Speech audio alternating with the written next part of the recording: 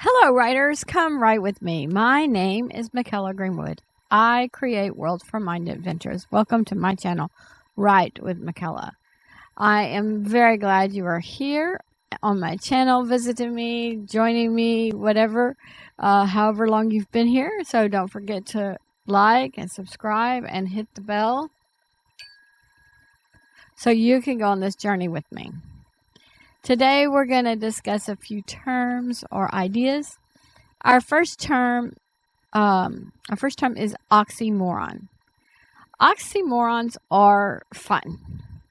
An oxymoron is a figure of speech that combines two contradictory or opposite words to create a paradoxal effect, such as bittersweet or deafening silence. People often use these phrases to emphasize conflict, add irony, or create a dramatic effect. But they can also seem quite commonplace, such as open secret, or working vacation, or original copy. Now we are going to list several examples and then see how we can add them to our stories. Or perhaps some are already in our stories and you just didn't realize it. The first in our list is all alone. Okay? Either there are all the people or you are alone. But we often say all alone. Now, I will list several, and you think about them. We have dry lake, even odds, fire water, fresh frozen, half empty, jumbo shrimp, or like we said, open secret. Leave comments on some of these. Either you have a lake or it's a dry bed. You don't have a dry lake normally. The lake is considered a body of water. Either you have garden fresh vegetables or frozen veggies. You can't have fresh frozen. Either something is out in the open or it's a secret. Let's look at some more. Like original copy. Well, if it's a copy, it's not original, right? But we use copy as just a piece of paper and stuff. But original copy is an oxymoron. Clearly misunderstood. Seriously funny. I've heard seriously funny quite often. There is organized chaos. Plastic glass, friendly takeover, pretty ugly. Now, pretty ugly was an insult that was very popular when I was growing up. The kids would say it slowly. You're pretty ugly. And if you started to say thank you in there somewhere, then they would laugh. Some more oxymorons are random, order, rolling stop, second best. We hear second best a lot. Either you're second or you're the best. Some more are spendthrift, wicked good, wise fool, awfully good, or civil war. Do we really think about that one? Either we are civil to people or we are at war with people. If it were civil, it could be a discussion, but not a war. But history is filled with civil war. Civil war here, civil war there. All kinds of civil war. So these oxymorons are fun. So leave your comments. Some of them, we're so used to saying that it's hard for us to parse out how is like second best. We don't think that that's an oxymoron. We think that's just normal. But either you're second or you're the best. So sometimes it's hard for us to take and parse it out of our brain to see the conflict of the terms. Some more are definite maybe, fine mess, freezer burn, guest host, icy hot, idiot savant, lead balloon, liquid gas. Okay, let's talk about that. In science class, we learned that there were 3 forms: solid, liquid, gas. But gas at the gas pump is liquid. So, anyway, let's keep going. There is living dead, loud whisper, old news, one-man band, only choice, paper towel, run slowly, steel wool, and many, many, many, many, many, many, many, many, many more. Leave a comment on an oxymoron you use often or you hear used often. I mean, paper towel is probably in every household. Either it's paper or it's a towel, right? Different texture for a towel than a paper. Now, the origin of oxymoron is derived from Greek oxys, which meant sharp, as in intelligent, or morose, which meant foolish, making the word itself an oxymoron. Oxymoros would have been an oxymoron. Now, the purpose of oxymorons is to reveal a deeper truth or create a vivid image through compressed contradiction. Now, the first time I heard about oxymorons, I was in a marketing class, and they discussed the oxymoron new and improved. Because a lot of products say new and improved, but a product is either new or improved. It can't be both. And how can we use these in our writings? Just as we use them every day. In everyday life we use them. So we can use them in our writings like that. And think about it. Probably at one time, iced coffee seemed like an oxymoron. I mean, can you imagine the lawsuit against McDonald's if the woman had spilled an iced coffee on herself instead of a normal one? The lawsuit would have been laughable. And unfortunately, the woman who accidentally spilled coffee on herself won millions from McDonald's because she burned herself. That situation seems like an oxymoron. McDonald's McDonald's was held responsible for a clumsy woman accidentally spilling her own coffee on herself after purchasing a known hot beverage. And if you think about that in today's time, if somebody thought they were buying an iced coffee and got the hot one and burned themselves, then you could more see this. But it was when we had hot coffee. And unfortunately, it wasn't an oxymoron. It was reality. And it was the beginning of a lot of ridiculous lawsuits where people stopped taking responsibility for their own actions and getting millions from companies who simply sold products. And then now products come with all kinds of warnings like, do not put your fingers under the lawnmower because they might get chopped off. You're like, there's a blade under there. When the lawnmower is going, it will chop you off.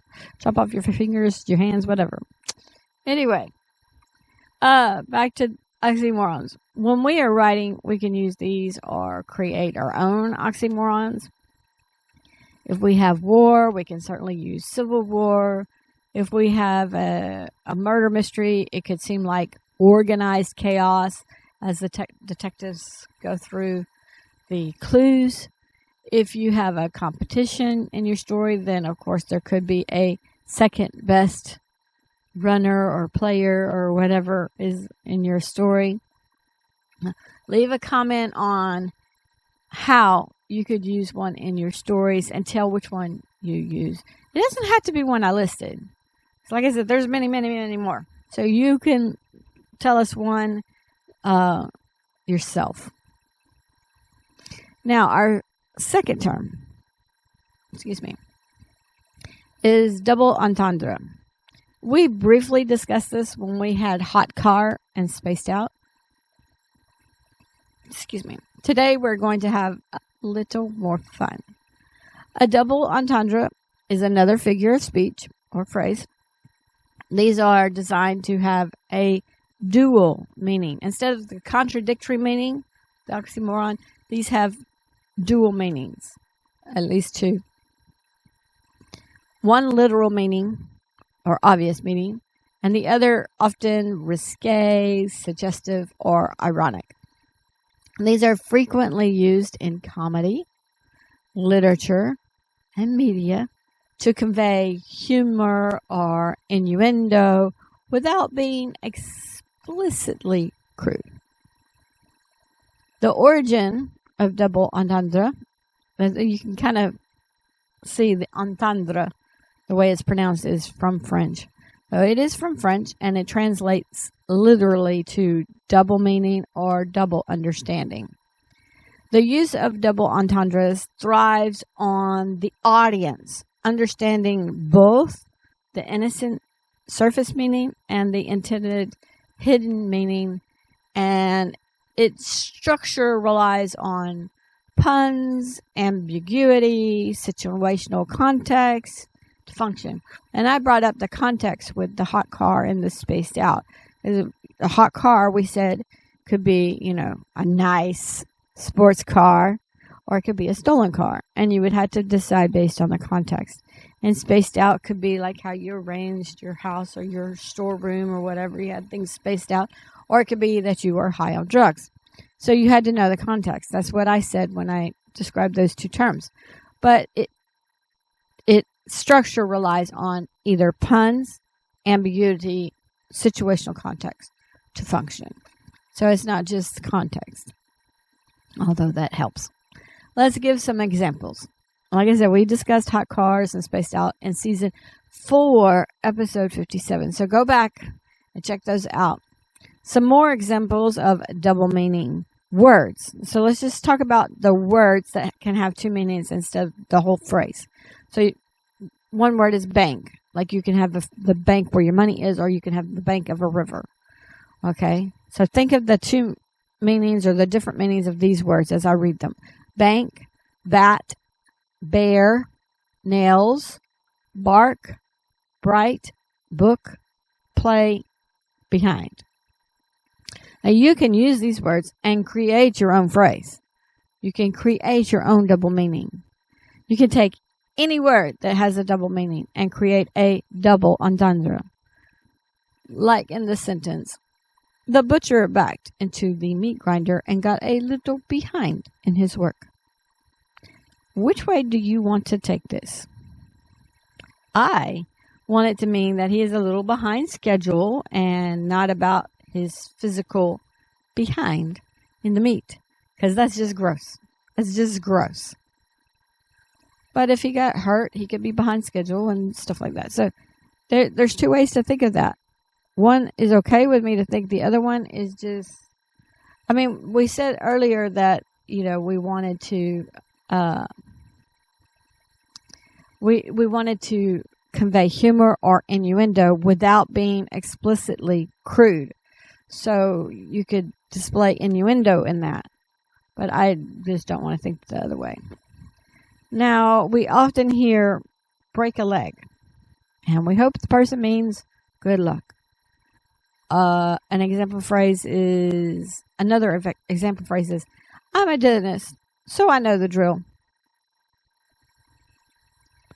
Now, depending on your setting, the word no can have a double meaning.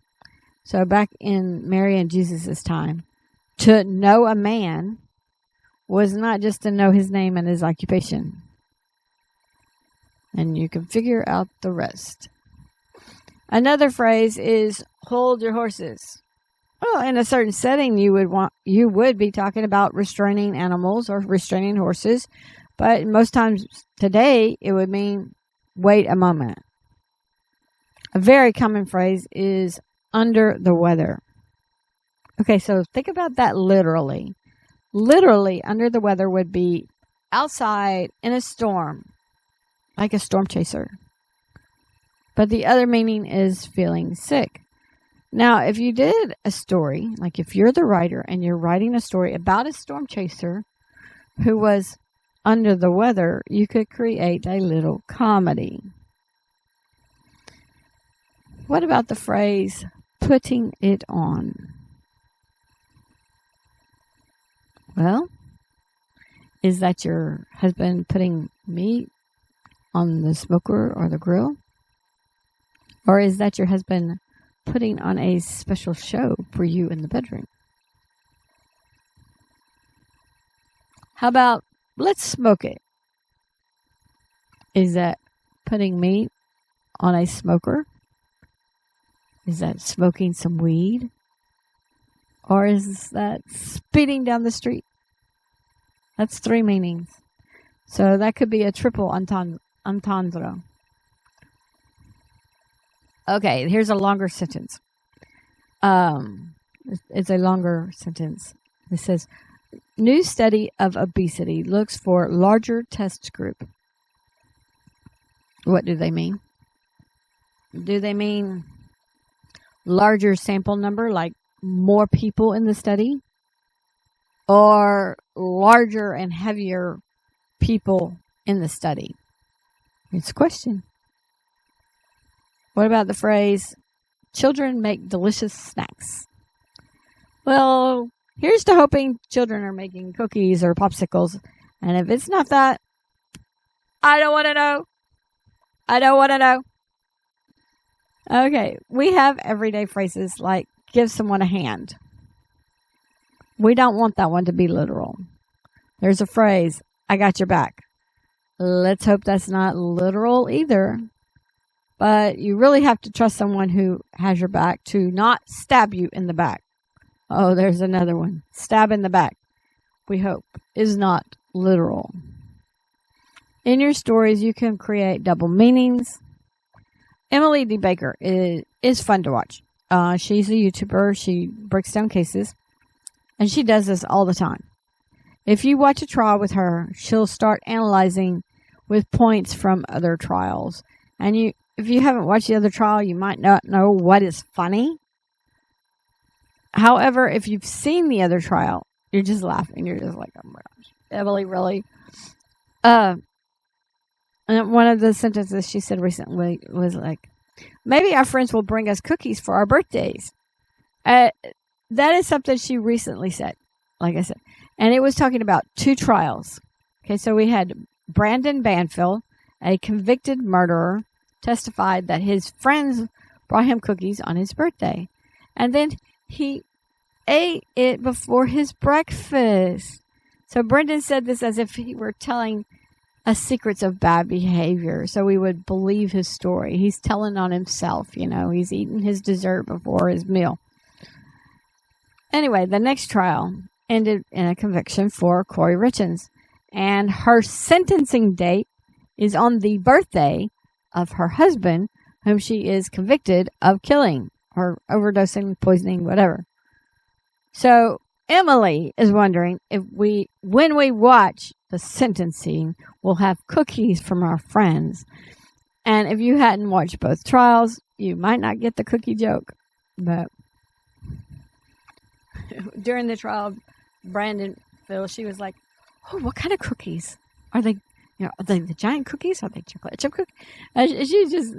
She's commenting on all this extra stuff. And, my job is very boring. And it just gets me through the day to have all this going on, because I don't have to think when I'm scanning things and saving files and stuff. So it's a lot of fun. Now, you as writers can do the same things. Something in your story could come to mean something to you and your readers. out of context, it won't make much sense. Others might not get the double meaning of your double entendre. But this is what you do to have fun in your stories. Is you're like, oh, I see how that could be funny. You know, I could see that this could be that. So let me play around with that a little more.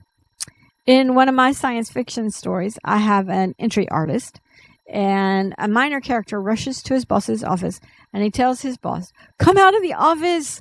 Come out of the office!" And because he says to the boss, "Come out of the office because Catwoman done climbed the building." Well, later in the story, they call the entry artist Catwoman as an inside joke. And the character is not literally part cat, part woman. Has nothing to do with the Batman movies, none of that. But you get the gist of it because the minor character watches all kinds of old movies and stuff like that. And he calls her Catwoman. And so the others just kind of tease her. Okay, Catwoman. So it's a tease in the story. If you're not reading the story, if you hadn't read the scene, it wouldn't be funny. You wouldn't get it. But as a writer, now that one character has said that to her, I can pull it in and play around with it. I can have fun. So you go have fun with your stories. Put in a little humor. Break things up a little bit. Now, leave a comment or leave lots of comments on a double entendre you've heard or created. Okay, writers. We don't have a writing prompt today. So go write on your chapters. Make sure you meet your writing goal. Leave a comment on what your daily goal or daily average is and how well you've kept that goal so far this year. I'm writing this. I wrote this March 27th. I'm filming March 29th. And so far this year, my average is around 1,100 words per day. I'm meeting my goal with a little room to spare. And that's good because we're at the beginning of the year still. If you're not meeting your goal, don't give up. Just renew your commitment. Set up your writing time. Okay, I get to write on Tuesdays from 6 to 8:30. I get to write on all day Friday, all day Saturday, all day Sunday. That's mine. You come up with whatever it is for you. Set up your writing time. Set up your writing space. And respect yourself enough to believe in your dreams. Join me Wednesday for our book club discussion on 1984. Join me Friday for Elementals. Join me Tuesday for your cave stories. Don't forget to visit my website, bymichaela.com. Read some character bios. Send your writings and chapters to writewithmichaela@gmail.com. If you hit the like and subscribe and the bell, then other people will have a higher chance of finding this video, this channel, since your likes will push the video out to a greater audience. Thank you for joining me today. I really appreciate your participation. If you know someone who would like this video, please share it with them. This is Michaela with Write with Michaela. Bye for now.